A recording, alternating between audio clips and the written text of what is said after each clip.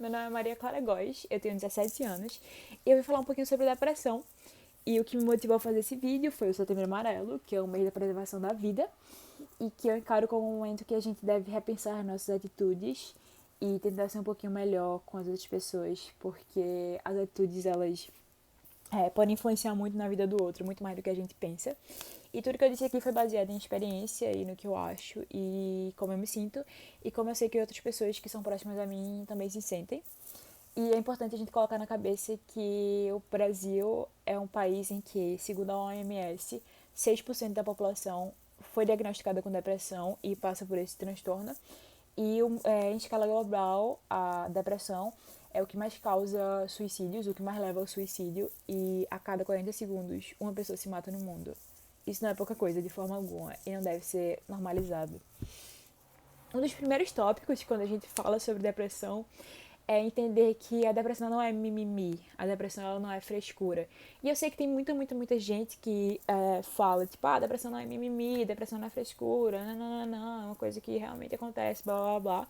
Mas mesmo assim, tem muita gente que ainda continua achando que depressão é frescura, que é mimimi, que é uma escolha, que se você quiser e se você tiver força de vontade, você consegue contornar esse obstáculo na sua vida. Mas não. Opa, só um parênteses que vale salientar é que muita gente não tem acesso à informação e por isso não tem consciência de que a depressão não é uma escolha. Então a gente não pode culpar essas pessoas que não têm acesso à informação por elas não terem acesso à informação. A depressão, ela é uma disfunção química que acontece no sistema nervoso central e que pode ser explicada biológica e quimicamente e que não é mimimi. Eu fiz um breve vídeo explicando o que é a depressão, quimicamente falando, a nível de ensino médio, tá? Se tiver algum erro, me desculpe, mas tá aí a explicação. Se a gente quiser falar sobre depressão a nível de ensino médio, claro, e de maneira química, a gente precisa entender que a depressão é, antes de mais nada, uma disfunção química que acontece no nosso cérebro. Bom, como a gente já sabe, o cérebro é um dos órgãos mais importantes do corpo e que é responsável por muitas e muitas atividades que fazemos. Dentre elas, nosso movimento, a nossa fala, a fome, o amor que sentimos e o nosso humor. Essas atividades só são possíveis porque existe uma comunicação entre os nossos neurônios, que são as principais células do sistema nervoso. E essa comunicação, ela existe porque existe uma região no neurônio chamada sinapse. E é nessa região que os impulsos nervosos vão ser transmitidos de um neurônio para outro, fazendo com que o que a gente quer fazer seja possível, o que a gente vai sentir seja sentível, podemos dizer assim. As sinapses, elas podem ser divididas entre dois tipos, as sinapses físicas e as sinapses químicas. Nas sinapses físicas, existe um contato entre os dois neurônios que vão se comunicar. Então, existe um contato, por exemplo, entre o neurônio A, entre as membranas do neurônio A e as membranas do neurônio B, fazendo com que o impulso nervoso seja transmitido por conta desse contato com as membranas. Já nas sinapses químicas, que são as que vão ser as principais sobre a questão da depressão, não existe esse contato. E o impulso nervoso só pode ser transmitido por conta de substâncias que são liberadas e produzidas pelos neurônios, chamadas neurotransmissores. Alguns dos neurotransmissores mais famosos são a dopamina, a serotonina e a noradrenalina. Quando a gente se fala da depressão, os principais do assunto são a dopamina e a serotonina. Quando existe um problema relacionado a captação, transporte ou produção de um desses dois neurotransmissores, a pessoa que está com esse problema pode desenvolver um quadro depressivo. E esse quadro depressivo deve ser tratado, como qualquer outra disfunção que pode acontecer no nosso corpo. O tratamento ele é feito junto a dois profissionais muito importantes, sendo eles o psiquiatra e o psicólogo. O psiquiatra ele é um médico formado na faculdade de medicina e que fez especialização em psiquiatria. E ele pode receitar antidepressivos, que são remédios. O psicólogo ele vai entender qual é o cerne e qual é a motivação dessas disfunções, o que está levando essas disfunções a acontecerem. Como eu disse, o psiquiatra ele pode receitar antidepressivos. Esses antidepressivos eles são remédios e eles são responsáveis por regular o que está de errado no nosso corpo. Bom, isso é uma forma de explicar e provar que a depressão não é mimimi, ela é um problema, uma disfunção, e você não vai mandar um diabético ter força de vontade para poder contornar a diabetes dele. Você vai mandar o diabético, se ele precisar, tomar insulina ou ir atrás de um endocrinologista. Porque com a depressão ou com outros transtornos mentais, psiquiátricos, é diferente. Ninguém vai atrás de ficar se sentindo mal, ou de ficar longe dos amigos, ou de ficar longe das coisas que você gosta de fazer, porque quer.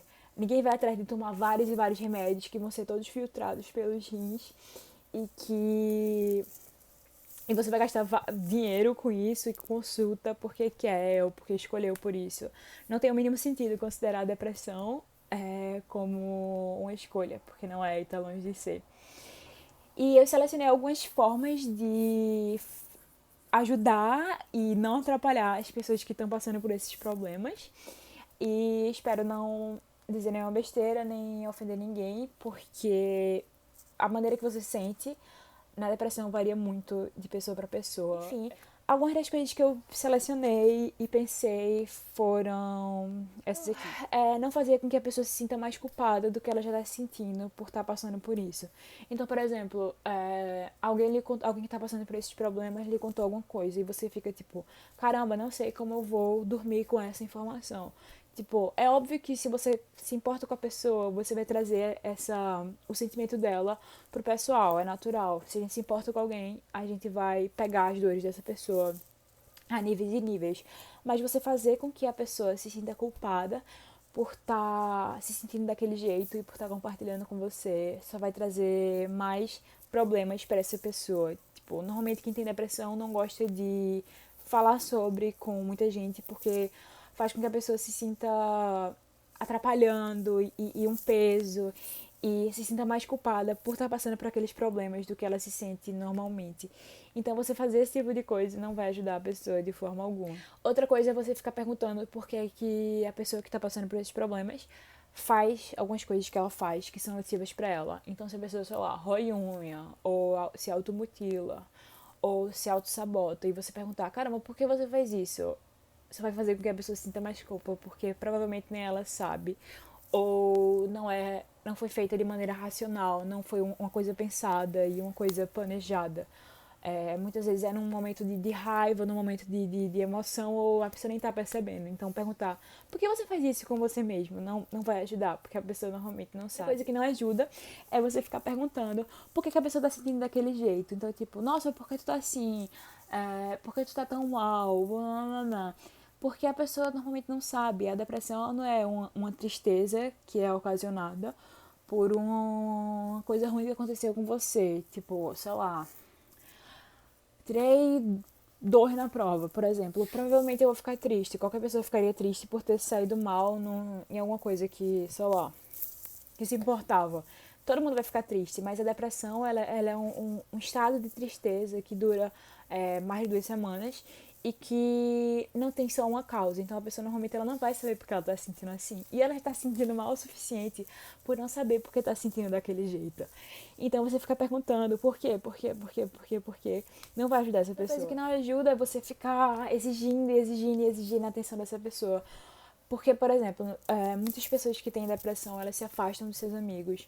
Não de propósito, mas porque elas não estão conseguindo manter uma boa relação consigo. Quem dirá manter uma boa relação com as outras pessoas. Então, você fica tipo, caramba, por que tu não tá mais me respondendo? Caramba, por que tu não falou comigo direito naquele dia? Caramba, por que isso, por que aquilo? Não vai fazer bem, porque a pessoa ela já tá se sentindo culpada e mal por estar se afastando de todo mundo que ela gosta. E você ficar exigindo uma atenção que o depressivo não vai poder dar, não vai fazer com que a pessoa se sinta melhor, só vai fazer com que ela se sinta pior. Então, tipo, dê tempo ao tempo, faça com que essa pessoa, ela crie consciência de que você vai estar lá pra ela e que as coisas não vão mudar porque ela tá falando menos com você ou tá lhe dando menos atenção. Ela precisa dar atenção principalmente pra ela mesma, porque uma mente que não tá bem consigo mesma não vai ser uma mente boa pro resto das pessoas. Acho que faz sentido. Outra coisa que você precisa fazer, não só pela pessoa, mas também por você, é ter consciência de que você sozinho não vai conseguir fazer muita coisa. Você precisa incentivar que a pessoa que está passando por esses problemas vá atrás de ajuda, vá atrás de um psicólogo e de um psiquiatra. Porque você não iria conseguir fazer com que uma pessoa que está sentindo dor nos rins por conta de pedras parasse de sentir dor. Você iria fazer com que a pessoa fosse atrás de nefrologista, uma pessoa que cuida de pedra no rim. Você não iria conseguir fazer com que essa pessoa melhorasse sozinha. Você iria recomendar que ela fosse atrás de ajuda. Então a melhor coisa que você pode fazer pra pessoa, além de mostrar que você tá lá pra ela, é incentivar que ela vá atrás de ajuda. E antes de terminar o vídeo, eu quero agradecer se você tiver assistido até aqui e pedir um favor. Eu vou deixar alguns contatos de psicólogos e psiquiatras que atendem de maneira gratuita ou cobram um pouco aqui nos comentários. E se vocês souberem mais que alguns profissionais que fazem esse tipo de atendimento, por favor, coloquem embaixo, porque pode ajudar alguém que não tem condições financeiras para poder pagar um psicólogo ou um psiquiatra, mas que esteja precisando no momento.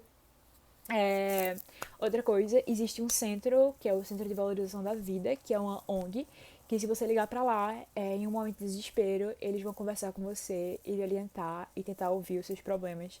Então, se você estiver precisando, estiver se sentindo desesperado e prestes a cometer um ato que você pode se arrepender depois, ligue pro Centro de Valorização da Vida. A ligação é gratuita, o número é o 188 e eles vão lhe ouvir e um atendente vai falar com você. Se você puder compartilhar também esses contatos para pessoas que você acha que pode precisar e que estão precisando, por favor, compartilhe. Deixe alguma informação aqui e muito obrigada por ter assistido o vídeo até aqui. É basicamente isso e obrigada pela atenção. Um beijo para vocês e até mais.